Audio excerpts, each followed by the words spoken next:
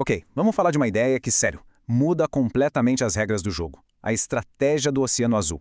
Pensa só, em vez de ficar naquela briga de foice por clientes em mercados que já estão saturados, imagina só criar um espaço novinho e folho, só seu. Um lugar onde a concorrência, bom, ela simplesmente deixa de fazer sentido. É sobre isso que a gente vai conversar hoje. Bora mergulhar nesse conceito. Essa frase do livro é uau! Socorro! Meu oceano está ficando vermelho! Ela resume perfeitamente aquela angústia, sabe? De estar preso numa guerra sem fim por clientes, onde a competição é tão, mas tão brutal que as margens de lucro, somem. Então, o que é, afinal, esse tal de Oceano Vermelho? Pensa assim, é um mercado como a gente conhece, o tradicional. As regras do jogo já estão definidas, os concorrentes são sempre os mesmos e está todo mundo ali numa briga de cachorro grande pela mesma fatia do bolo. É essa luta, essa carnificina que tinge a água de vermelho, metaforicamente, claro. E olha só o contraste. É aqui que a coisa fica interessante. De um lado, a gente tem a mentalidade do Oceano Vermelho, que é basicamente competir, competir, competir. É bater a concorrência, explorar a demanda que já existe, o de sempre. Mas do outro lado vem a grande virada de chave do Oceano Azul. A ideia é criar mercados que ninguém explorou ainda, fazer a concorrência se tornar irrelevante e, o mais importante, criar uma demanda completamente nova. É uma mudança de mentalidade radical, né? Tá, mas como isso funciona na prática, no mundo real?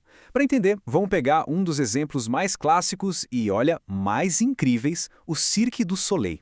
Pensa bem, eles entraram numa indústria que estava, para ser bem sincero, morrendo, a indústria do circo. E aqui fica a pergunta que vale ouro.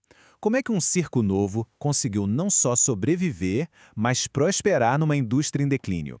E mais, como eles alcançaram em 20 anos um faturamento que o líder do setor levou mais de um século para conseguir? A resposta é genial. Eles não tentaram competir, eles recriaram o jogo. A grande sacada deles começou com uma pergunta super simples, mas poderosa. Em vez de ficar adicionando mais coisas, o que é que a gente pode tirar? E eles foram direto nos maiores custos da indústria. Cortaram os espetáculos com animais, que eram caríssimos, e os salários das grandes estrelas de circo. Coisas que, vamos combinar, já nem atraíam tanto o público mais novo.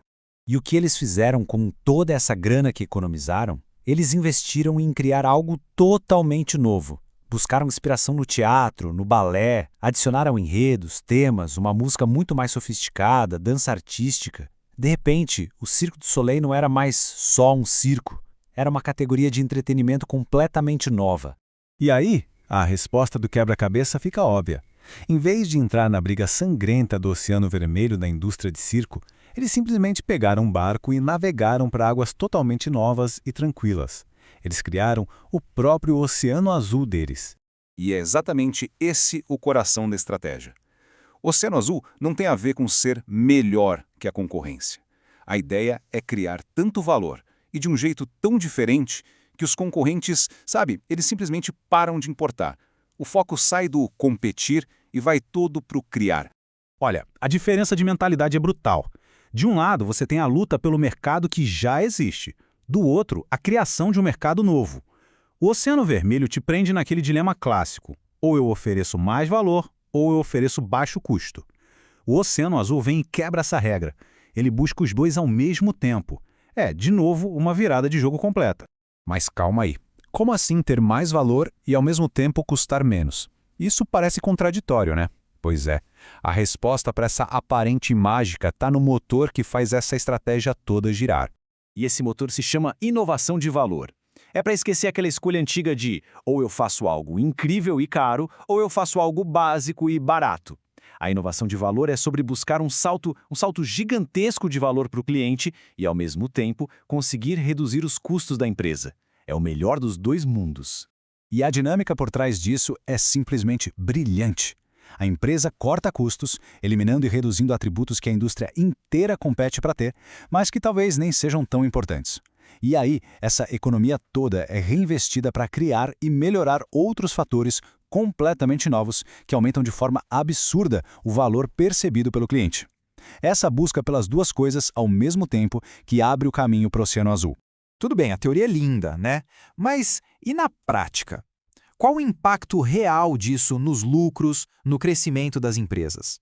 Bom, os dados da pesquisa que baseou o livro são para dizer o mínimo, surpreendentes. Essa é a pergunta que todo mundo faz. É natural. Peraí, mas criar um mercado do zero não é arriscado demais? A nossa intuição grita que sim, né? Que é muito mais seguro ficar no conhecido, no arroz com feijão. Mas e se a intuição estiver errada? Vamos ver o que os números mostram. A pesquisa original analisou mais de 100 lançamentos de negócios. E o resultado é um choque de realidade.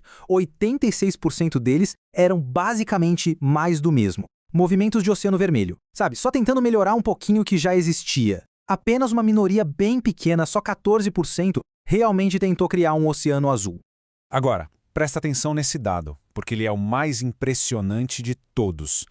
Aqueles míseros 14% de lançamentos em Oceano Azul foram responsáveis por quase 40% de toda a receita gerada e, pasmem, por 61% de todo o lucro.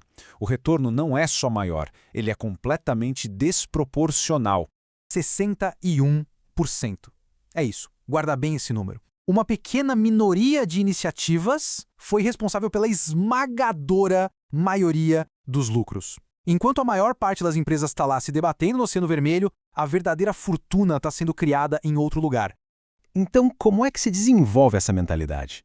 É um processo. Primeiro, tem que reconstruir as fronteiras do mercado. Depois, focar no cenário completo, não só nos números do dia a dia. Tem que olhar para além da demanda que já existe, buscar os não clientes. E, por fim, o grande objetivo muda. Não é mais vencer a concorrência, e sim fazer a concorrência se tornar irrelevante. E isso tudo nos leva a uma última pergunta para reflexão. No seu setor, na sua área de trabalho, quais são aquelas regras que todo mundo segue de olho fechado sem nem questionar? O que poderia ser eliminado, o que poderia ser criado do zero para abrir um espaço completamente novo, um oceano azul só seu? A resposta para isso, bem, ela pode mudar tudo. Fica aí a provocação.